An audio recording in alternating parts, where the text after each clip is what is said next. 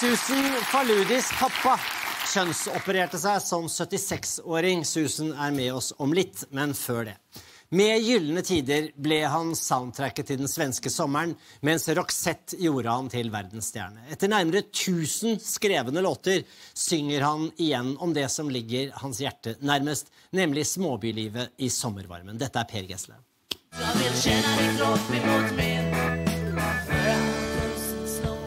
Ja, där är ni, Marie Fredriksson och Per Gessle. Hej och grattis! Vi har varit etta med The Look i 10 länder och just den här veckan ligger vi topp 10 i 19 länder.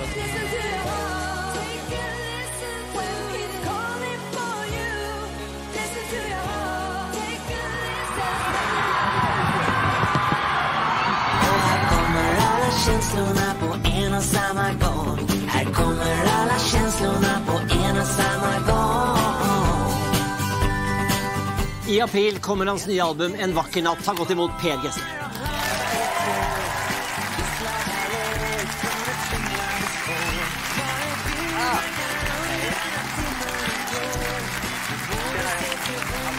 Velkommen, vær så god.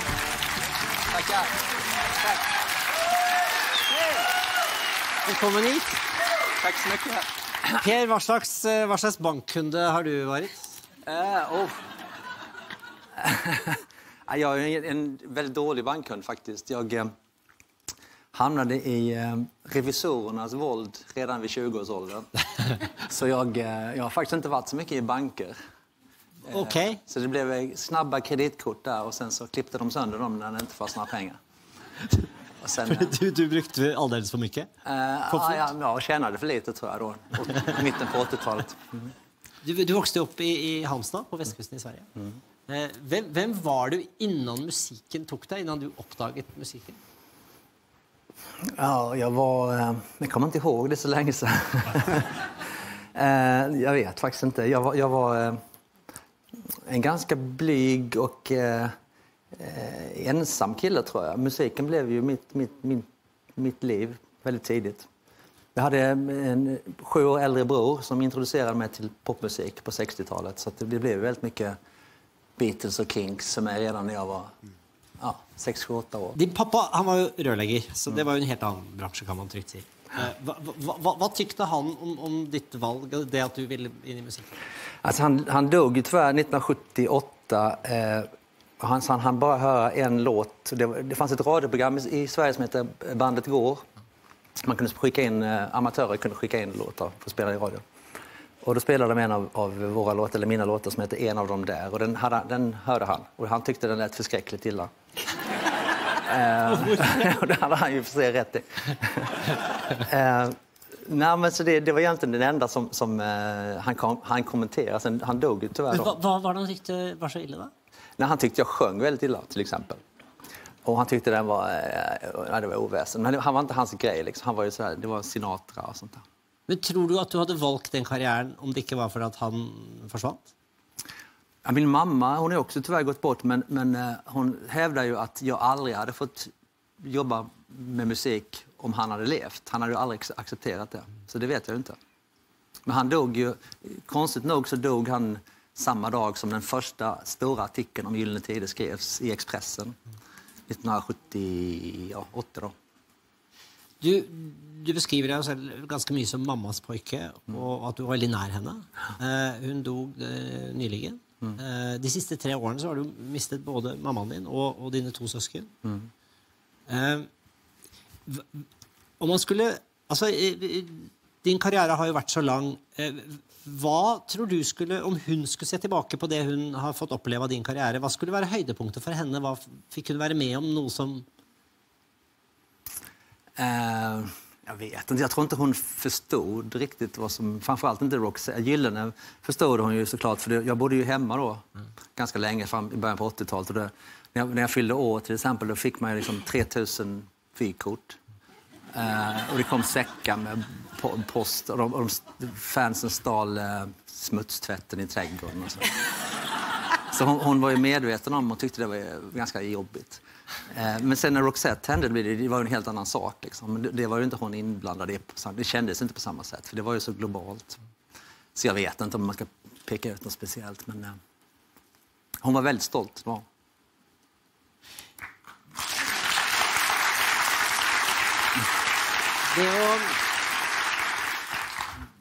Du har jo alltid vært sjefen altså, i alle dine prosjekter. Hvor viktig er det å være sjefen? Ja, men jeg ser jo det. Det er jo du skriver greiene, du gjør liksom folk snakker om deg som sjefen.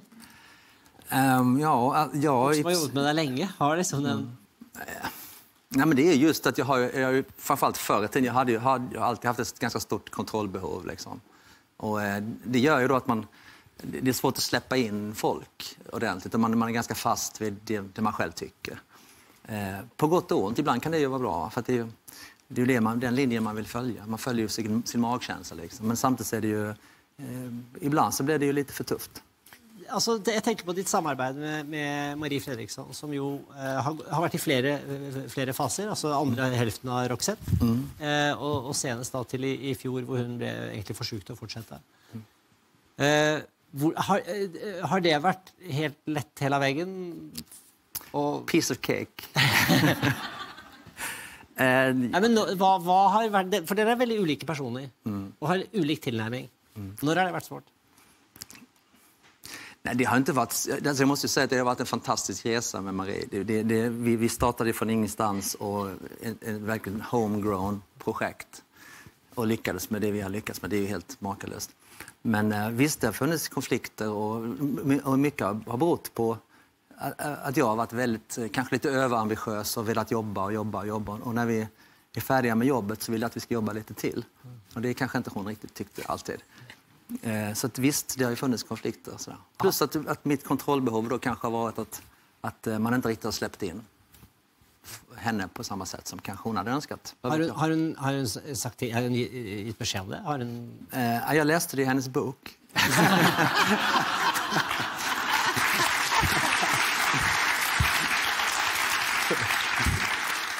Har du noen gang blitt kalt pedant? Ja. Det har hänt. På vilket sätt är du pedant som person? Nej, jag har aldrig förstått det där faktiskt. Ja, men om jag kom hem till dig, skulle jag tänka, ja, här bor det en pedant. Ja, tror jag nog. Jag har en pedantisk fru dessutom. Okej, ja, men jag är pedant. Jag har mina vita skjortor där och svarta skjortor där och sådär. Det är ordning redan. Alla skivorna står i bokstavsordning. Var du det även som barn? Jag har många vänner som tycker det är jätteskoj att komma hem till mig och flytta runt mina skor och trycka in mina böcker och så här. Men det virkelige målet på om du er pedant er jo ikke om du har platene dine i alfabetisk orden, for det har jo alle gutter. Men det er hvorvidt du har det samme bandet, om du har det i kronologisk orden på den bokstaven. Nej, det har jag inte. Jag är ingen pedant. Nej, men da er du innenfor. Da er det greit. Har du det? Har du det? Nei, jeg har ikke det.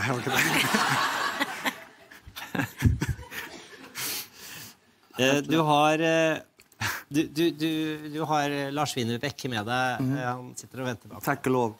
Ja, dere skal jo og da snakker vi jo en introvert person. Så jeg vet ikke hvem som snakker mest av dere to. Nej, vi sitter tysta, Lasse, ja. Du og Lasse skal gjøre låta Småstadsprat. Instrumental. Du bor i Halmstad store deler av året. Du har vokst opp i Halmstad. Hva småstadspraten som har gått om deg der? Jag vet, jag älskar ju Halmstad. Och jag känner ju att Halmstad i allmänhet är väldigt stolt över mig. Jag känner verkligen det. Det är alltid skoj att åka och tanka bilen och samlas till folk runt omkring. Så. Det är alltid skoj. Åker du da de bilene du samler på? Altså, du har jo kjent for din fantastiske bilsamling. Og nå snakker vi altså sportsbiler som, even om dere har råd, så får dere ikke kjøpt dem. Ikke sant? Det er jo, man må kvalifiseres til å kunne kjøpe sånne biler. Ja, tufft liv. Ja, det er tufft. Men min fråga er, hvorfor holdt jeg på å si, i Sverige kan du kjøre rundt med de bilene ja, absolutt. Det er jo litt som å ha en hest i en leilighet, tenker jeg. Ja, men det är det som är så bra med det är det som är så bra med Halmstad, det är inga hastighetsbegränsningar. Ja, det er det som men det är rätt skoj för om man tar en sportbil, jag behöver inte nämna några namn, men till exempel Ferrari. En av många sportbilar man... Ja, precis. Om man åker till Ica och handlar, så jag trodde ju att de här bilarna var såna här tjejmagneter. Men det är det ju inte alls, det är bara killar som gillar det. Man kör upp med sin bil, sticker in och köper jordgubbar. Och så går man tillbaka så tar 30 killar och filmar. Det så är det ju. Men du,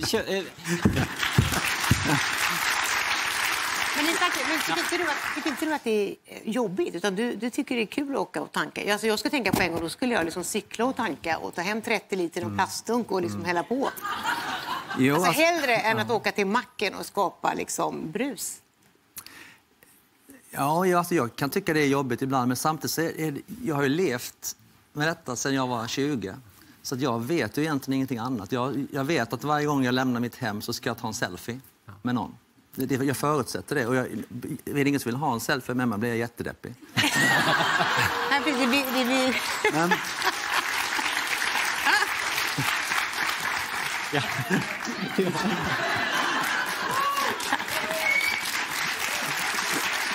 För säkerhets skull. Ja, tack. Vad tycker du Annikas man ska köpa nå som de ska flytta till Schweiz? Han är väldigt upptagen av vad slags bil han ska.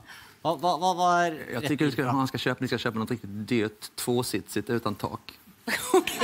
Det låter jättepraktiskt faktiskt. Jag måste berätta, för länge sedan Per, när er son var ganska liten så flög jag och satt precis bakom dig. Och då satt du framför mig och läste en biltidning. Och så satt din fru och din son på andra sidan och han var rätt busig. Är det så det ser ut när ni reser? Ja.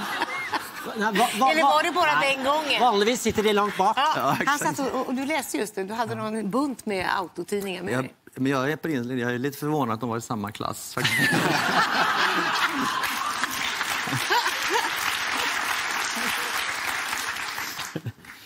Jag tänkte, eftersom du har levt ditt liv i poppens värld och musikens värld, så tänkte jag att vi skulle göra en liten grej här till slut.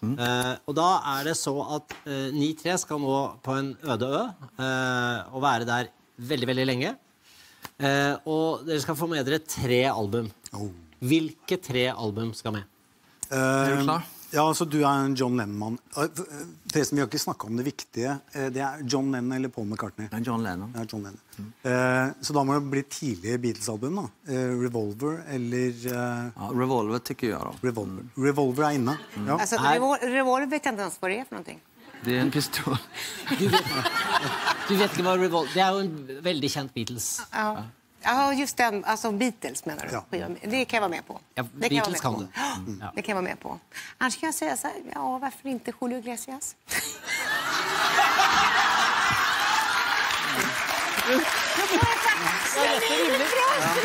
Du var också få med en skiva. Ja. Jag kan säga så här, när jag är riktigt så här, jag kan vara lite låg ibland, då kan jag sätta på Demis Roussos. Har du någon speciell skiva? Fredrik, detta kan ta tid. Ja, detta kan ta tid. Vi får hoppas att det är en stor ö. Okej, låt oss se Demis Roussos. Det ligger där för dig. Vad ska du utlägga då? Alltså, jag gick igenom det här för mig själv. Man får ofta den här frågan vad man ska 3 plattor på nu. Revolver är given tycker jag. Ramones första. Ja. Och den första. Och för lite balans då så tog jag också till exempel Joni Mitchell, Ladies of the Canyon, fantastisk skiva. Ja. För att få lite... Jag är med på Ramones, men jag vill ha Russia-plata. Ah, okay. Och Demis Roussos oppi där. Ja, det blir bra. Per Gessle, tusen tack. Stor glädje att ha dig. Studio. Men nu alltså från Per Gessles senaste album här i duett med Lars Winnerbäck. Detta är Småstadsprat.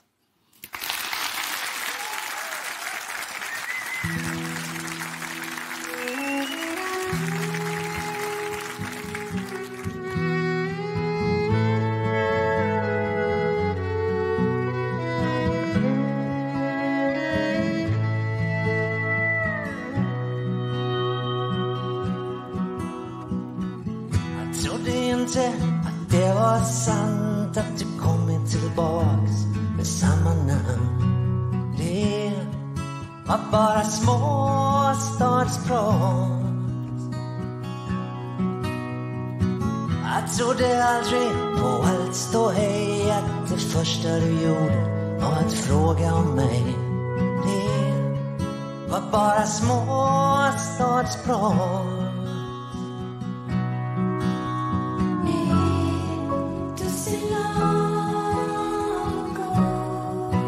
Vid den väg du går,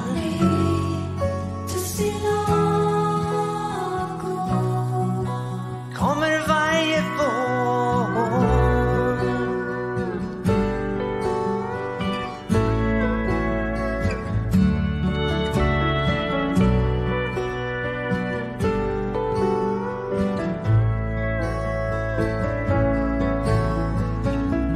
Om du hör att jag blivit svår, att jag har funderat på hur du mår, det är bara småstadsprat.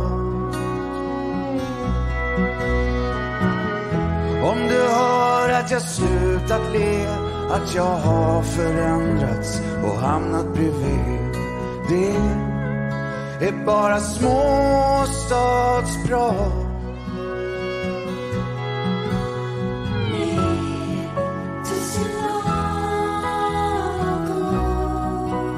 Vid den väg jag går,